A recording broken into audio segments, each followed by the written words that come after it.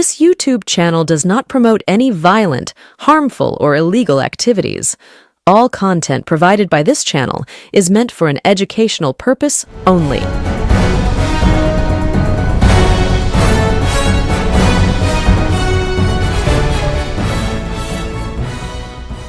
নমস্কার, আমি প্রতিবেদক সায়ন্তন চক্রবর্তী। আপনারা দেখছেন বঙ্গচক্ষু ইউটিউব চ্যানেল।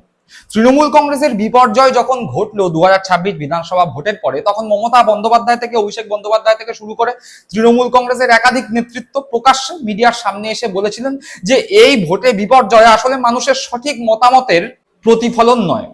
এই ভোটে বিপর্যয় আসলে বিজেপি যেভাবে কেন্দ্রীয় বিভিন্ন সংস্থাকে ব্যবহার করে, নির্বাচন কমিশনকে ব্যবহার করে গোটা নির্বাচন ব্যবস্থাকে করায়ত্ত করেছে, চক্রান্ত করেছে, তার ফলাফল সামনে এসছে। মমতা বন্দ্যোপাধ্যায় স্পষ্টতই বলেছেন 100 থেকে 150 আসনে বিজেপি ভোট চুরি করেছে এবং তারপরে বিজেপি বাংলায় ক্ষমতা এসছে। এমনকি মমতা বন্দ্যোপাধ্যায় দাবি বলেছিলেন যে ভবানীপুর যে বিধানসভা কেন্দ্রে তিনি দাঁড়িয়েছেন, সেখানে শুভেন্দু অধিকারীর বিরুদ্ধে তিনি পরাজিত হয়েছেন, সেইখানেও তাকে জোর করে হারিয়ে দেওয়া হয়েছে। তা এমনকি তিনি অভিযোগ করেছিলেন তাকে নাকি কাউন্টিং সেন্টারে মারা হয়েছিল।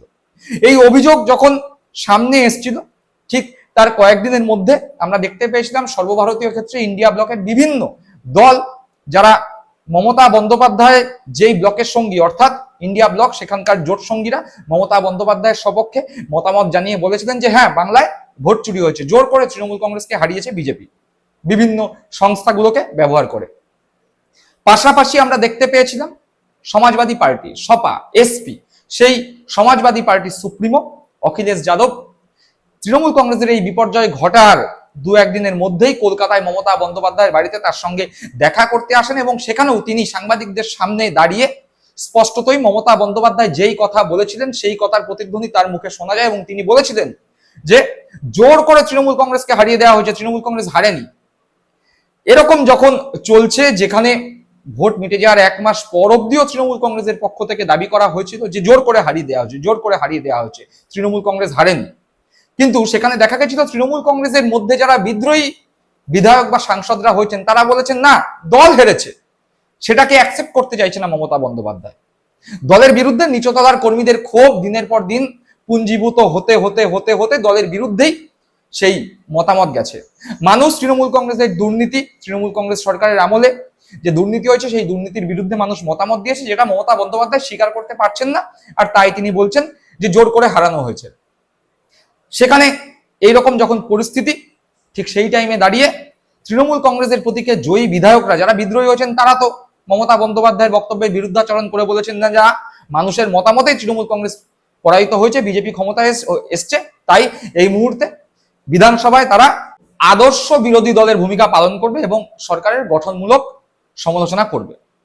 যাকে সেই জায়গায় দাঁড়িয়ে সমাজবাদী পার্টির সর্বভারতীয় সভাপতি, রাজ্যসভার সাংসদ, যিনি অতীতে বামফ্রন্ট আমলে এই বাংলার মৎস্যমন্ত্রী ছিলেন, সেই কিরণময় নন্দ সমাজবাদী পার্টি অখিলেশ যাদবের অন্যতম ঘনিষ্ঠ ব্যক্তি, সেই ব্যক্তি বাংলায় এসেছিলেন এবং বাংলায় এসে তিনি শুভেন্দু অধিকারীকে দরাজ সার্টিফিকেট দিয়েছেন। তিনি মমতা বন্দ্যোপাধ্যায়ের সমালোচনা করেছেন। তিনি বলেছেন মমতা বন্দ্যোপাধ্যায় নিজের হার স্বীকার করতে চাইছেন না। একই সাথে তিনি বলেছেন যে মমতা বন্দ্যোপাধ্যায় দুবারই হেরেছেন, নন্দীগ্রামে 2021-এ হেরেছেন এবং ভবানীপুরে 2026-এ হারলেন। নন্দীগ্রামেও মমতা বন্দ্যোপাধ্যায় বলেছিলেন যে না, তাকে হারিয়ে দেওয়া হয়েছে, তার কেস এখনো পর্যন্ত বিচারাধীন রয়েছে। আবার 2026-এও মমতা বন্দ্যোপাধ্যায়ের গলায় একই সুর শোনা যাচ্ছে। অর্থাৎ কিরণময় নন্দ, মমতা বন্দ্যোপাধ্যায় যে কথা বলছেন, যেই কথার সপক্ষে কিরণময় নন্দের দলের যিনি সুপ্রিমো অর্থাৎ অখিলেশ যাদব, সেই মমতা বন্দ্যোপাধ্যায়ের কথায় যিনি সহমত পোষণ করেছেন, সেই অখিলেশ যাদবেরই দলের সর্বভারতীয় সহসভাপতি কিরণময় নন্দ পশ্চিমবঙ্গে এসে কলকাতার বুকে দাঁড়িয়ে শুভেন্দু অধিকারীকে সার্টিফিকেট দেওয়ার পাশাপাশি মমতা বন্দ্যোপাধ্যায়ের সমালোচনা করে গিয়েছেন এবং তৃণমূল কংগ্রেসের দুর্নীতি নিয়ে মুখ খুলেছেন। একবার সরাসরি তার বক্তব্য শুনবো। মমতা ব্যানার্জি দুটো জায়গায় হেরেছেন। বিধানসভাতে যে ঘটনাগুলো ঘটেছিল ভারতবর্ষের ইতিহাসে, আমি তো দীর্ঘদিন রাজনীতির সঙ্গে যুক্ত, ভারতবর্ষের ইতিহাসে গণতন্ত্রকে ধ্বংস করার মতো এত নক্কারজনক ঘটনা কখনো ঘটেনি। পশ্চিম বাংলায় গণতন্ত্রকে যদি কেউ ধ্বংস করে থাকে, বিধানসভার গরিমাকে যদি কেউ ধ্বংস করে থাকে, সেটা তৃণমূল কংগ্রেস। একটা পদ্মপাতার উপর জল যেমন থাকে না, কখন কোন দিকে কখন পুরো জলটা পড়ে যাবে, ওই অবস্থার মধ্যে তৃণমূল কংগ্রেস আছে। এই জোটটা, যে ইন্ডিয়া জোটটা আছে, সেটা নির্বাচনের সময় সেই জোটটা কাজ করে না। এই তো সাম্প্রতিককালে নির্বাচন হয়ে গেল আপনার তামিলনাড়ুতে 5টা স্টেটে নির্বাচন হলো, কোথায় ইন্ডিয়া জোট কাজ করেছে? অথবা আজকের যে ইন্ডিয়া জোট, ওটা হচ্ছে একটা সোনার পাথর বাটি। কেন বলছে সোনার পাথর বাটি? সোনার পাথর বাটি, সোনার পাথর বাটির যেমন কোনো অস্তিত্ব থাকে না, ঠিক ইন্ডিয়া জোটটাও তাই। নির্বাচনের আগে ইন্ডিয়া জোট বলে আমরা লাফাই, কোনো কমন প্রোগ্রাম থাকে না। আর যখন নির্বাচন হয় পরস্পরের বিরুদ্ধে কাদা ছড়াছড়ি করার জন্য, তখন অন্য কোনো বিরোধী দলের দরকার হয় না।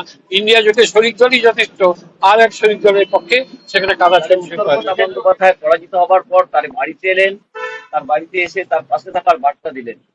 দেখুন, এটা তো আগেই বলেছি না, এটা বলছি, এটা একটা পলিটিক্যালি, যদি ধরেন একটা পলিটিক্যালি যেহেতু সঙ্গে আছি থাকা, তার মানে এই নয় যে মমতা ব্যানার্জি হারেননি, তাকে হারানো হয়েছে।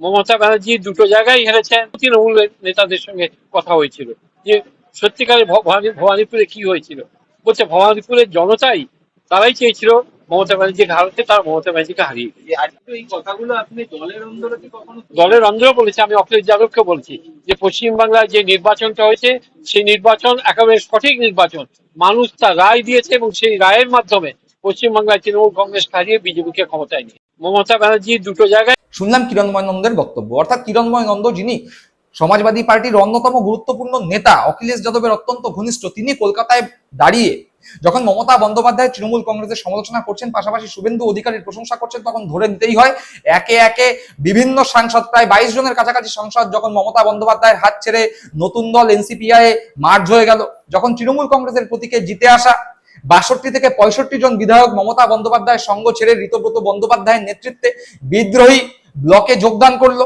তখন মমতা বন্দ্যোপাধ্যায়ের দুঃখের দিনে যারা মমতা বন্দ্যোপাধ্যায়ের পাশে এসে দাঁড়িয়েছিলেন, অর্থাৎ অখিলেশ যাদবদের মতো যারা মমতা বন্দ্যোপাধ্যায়ের পাশে এসে দাঁড়িয়েছিলেন, তারাও কি এবার মমতা বন্দ্যোপাধ্যায়ের সঙ্গ ত্যাগ করছেন? তারাও কি মমতা বন্দ্যোপাধ্যায়কে একা ছেড়ে নিজেরা বেরিয়ে আসছেন? তাহলে কি ইন্ডিয়া ব্লকে ভাঙন ধরছে? অন্তত পক্ষে কিরণময় নন্দের বক্তব্য সেই দিকই নির্দেশ করছে। এবার কিরণময় নন্দ, যিনি অখিলেশ যাদবের অত্যন্ত ঘনিষ্ঠ, তিনি যখন মন্তব্য করবেন, তখন সেই মন্তব্য যে সমাজবাদী পার্টির মন্তব্য, অখিলেশ যাদবের মন্তব্য, তা ধরে নিতেই হয়। সুতরাং এই জায়গায় দাঁড়িয়ে বলাই যায় যে অখিলেশ যাদবও হয়তো মমতা বন্দ্যোপাধ্যায়ের সঙ্গ এড়িয়ে যাওয়ার চেষ্টা করছেন। কিন্তু ঘটনাচক্রে আরো একটি রাজনৈতিক মতামত যেই তথ্য দিচ্ছে, সেই তথ্য অখিলেশ যাদবের জন্যও কিন্তু খুব একটা সুখকর নয়। তার কারণ তৃণমূল কংগ্রেসকে নিয়ে যে অপারেশন লোটাস, সেই অপারেশন লোটাসের হাওয়া পার্শ্ববর্তী রাজ্য উড়িষ্যায় যেমন লেগেছে বাংলা থেকে বহু দূরের মহারাষ্ট্রে, আবার সেই হাওয়ার এখন কিন্তু উত্তরপ্রদেশেও লাগছে। কেন বলছি একথা? এই অপারেশন লোটাস যার জেরে তৃণমূল কংগ্রেস একদম ছত্রভঙ্গ, তাসের ঘরের মতো ভেঙে পড়ছে তৃণমূল কংগ্রেস, সেই অপারেশন লোটাসের ঠেলায় উড়িষ্যার নবীন পট্টনায়ক, যিনি এই মুহূর্তে 52 জন নিয়ে উড়িষ্যার প্রধান বিরোধী দল, তিনিও বেশ চিন্তায়, তিনিও ভয়ে। 52 জন বিধায়ক তার সঙ্গে থাকবে তো? আবার একই রকম ভাবে মহারাষ্ট্রে শিবসেনা ভেঙে গিয়ে দুটি আলাদা আলাদা শিবসেনা হয়েছে, শিন্ডের শিবসেনা আর উদ্ধব ঠাকরের শিবসেনা। আবার উদ্ধব ঠাকরের শিবসেনার থেকে 60 জন সাংসদকে নাকি ইতিমধ্যেই ভাঙানোর চেষ্টা হচ্ছে। অর্থাৎ এই অপারেশন লোটাস যা বাংলায় হচ্ছিল, তার ঠেলা এখন উড়িষ্যার মহারাষ্ট্রেও দেখা যাচ্ছে। আর ঠিক সেই রকম ঠেলায় কি এবার উত্তরপ্রদেশে দেখা যাচ্ছে? না হলে কিরণময় নন্দ কেন বাংলায় দাঁড়িয়ে মমতা বন্দ্যোপাধ্যায় বা তৃণমূল কংগ্রেসের সমালোচনা করে শুভেন্দু অধিকারীর প্রশংসা করছে? অখিলেশ যাদব ইন্ডিয়া ব্লকের অন্যতম গুরুত্বপূর্ণ নেতা। আগামী দিনে 2029 লোকসভা নির্বাচনে ইন্ডিয়া ব্লকে যারা রয়েছেন তাদের অন্যতম প্রধান মুখ অখিলেশ যাদব বিজেপির বিরুদ্ধে বারংবার সরব হয়েছে।